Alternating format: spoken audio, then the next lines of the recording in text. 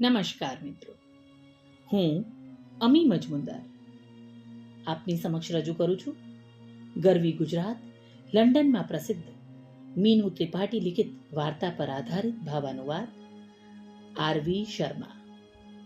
સૌજન્ય હર્ષવર્ધન ત્રિવેદી. ભાવાનુવાદ Rajul Kaushik, Boston, USA.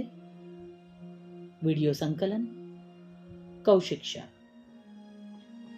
તો ચાલો મિત્રો સાંભળીએ વાર્તા આરવી શર્મા. પુત્રવધુ આરવી સાથે હેમલતા અને કેદાર એમના દીકરા સંયમના શહેરે આવ્યા.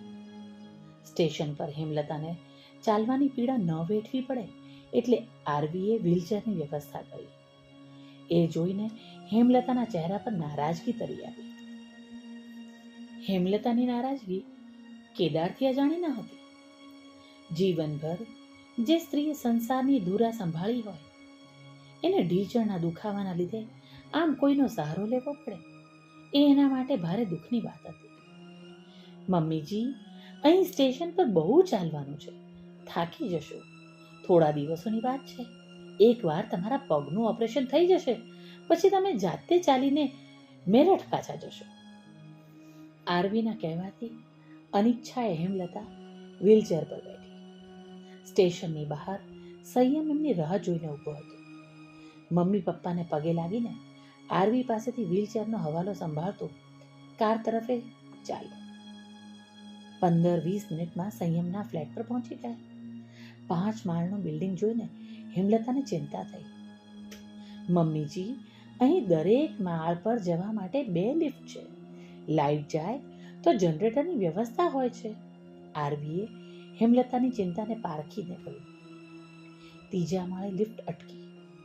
લિફ્ટની બહારથી ફ્લેટના બારણા સુધી ફૂલોના કુંડા જોઈને હેમલતા ખુશ થઈ ગઈ. જોકે એ ખુશી ફ્લેટના બારણા પર આરવી શર્મા સંયમ કનોજિયાની નેમપ્લેટ જોઈને ઓસરી ગઈ. આ તે કેવી વાત? હજુ પણ આરવી શર્મા જ કેમ? આરવી કનોજિયા ન લખાય? અરે, એમ પણ ન કરવું હોય તો આરવી અને સંયમ લખવું જોઈએ ને. સાસુ સસરાના ભાવથી અજાણ આરવીએ બંનેનો સામાન ઘરમાં લીધો. ઘરમાં સુરુચિપૂર્ણ સજાવેલો દરેક ખૂણો આરવીની કલાત્મકતાનો પરિચય આપતો હતો. મમ્મી, આ તમારો રૂમ. રૂમની બાલ્કનીમાંથી પાર્ક દેખાય છે. તમને અહીં બેસવું ગમશે. જ્યારે ઢીચણ સાજો થઈ જાય ત્યારે પપ્પા સાથે પાર્કમાં ફરવા જજો. આરવી ખૂબ ઉત્સાહમાં હતી. ફરવાનું તો મેરઠ જઈને જ થશે ને. આગલા અઠવાડિયે તો તમે કેનેડા જાઓ છો. અહીં હરવા ફરવા તો ઠીક, રહેવાનું પણ ક્યાં થશે? એમની વાત સાચી હતી. 1 અઠવાડિયા પછી સંયમ 3 વર્ષ માટે કેનેડા જતો હતો. તો સ્વાભાવિક જ છે કે આરવી પણ સાથે જ જવાની ને. સાંજે થોડી વાર માટે પાર્કમાં જઈને પાછા આવ્યા ત્યારે આરવી શર્મા સંયમ કનોજિયાની નેમ પ્લેટ જોઈને હેમલતાને ચીડ ચડી. ઘરમાં પણ આરવી અને સંયમ બંને પોતાને અને એકબીજાને આરવી શર્મા અને સંયમ કનોજિયા કહીને જ સંબોધતા. એ વાત કેદાર અને હેમલતા બંનેને કઠી. પણ થોડા દિવસ માટે આવ્યા છીએ તો ક્યાં કહીને મન દુઃખ ઊભું કરવું વિચારીને બંનેએ મૌન સેવ્યું. મનમાની કરવાની ટેવવાળી આજકાલની પેઢીને શું કહેવું? પછી આરવી છે પણ એકદમ બિંદાસ. પરણીને આવી ત્યારે કોઈએ નામ પૂછ્યું હોય તો ઓળખાણ આપતી હતી, આરવી શર્મા. હે, આરવી કનોજિયા નહીં ને આરવી શર્મા? આ વળી નવી વાત.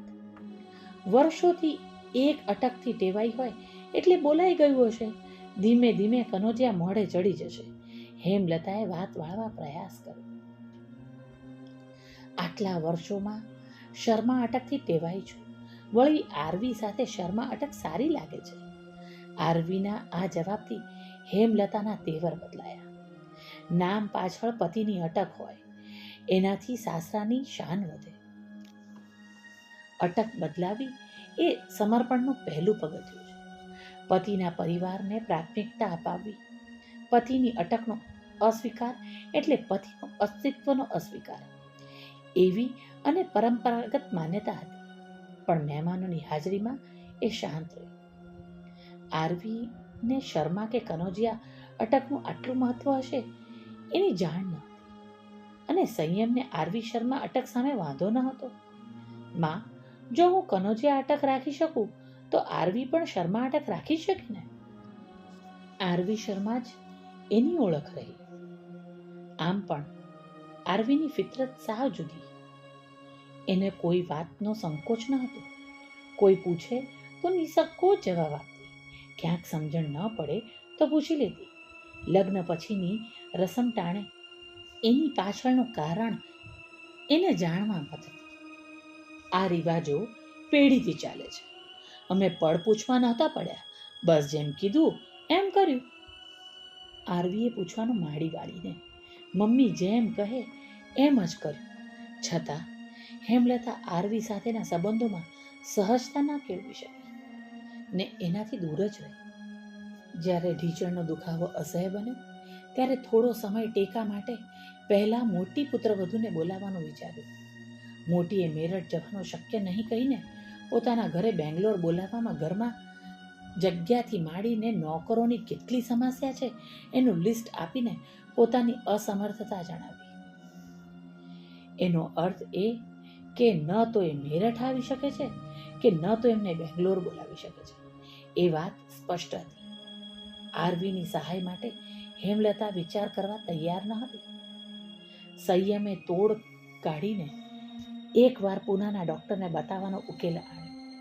ન છૂટકે હેમલતા પૂના આવવા માંડી.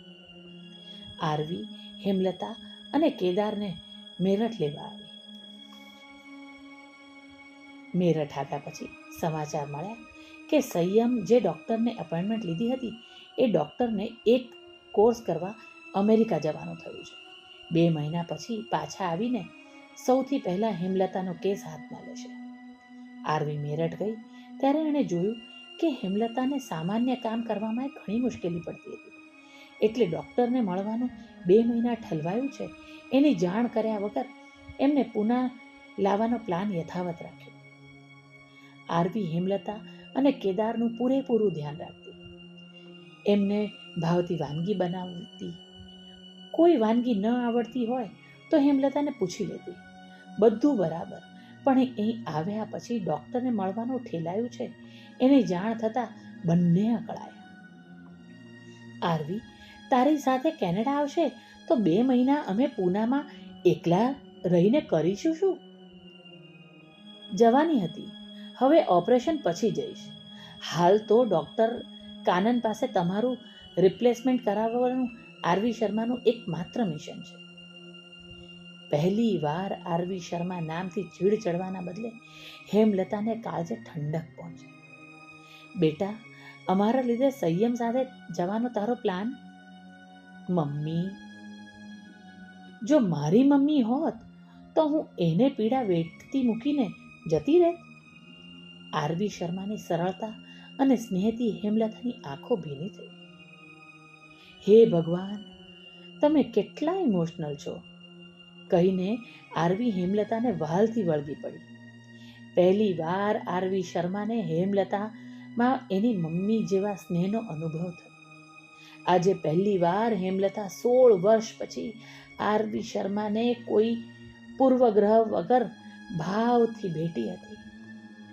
હેમલતા આરવી શર્મા અને સંયમ કનોજિયા માટે ગર્વ અનુભવી રહી હતી. અસ્તુ. ભાવાનુવાદ રાજુલ કૌશિક, બોસ્ટન, USA.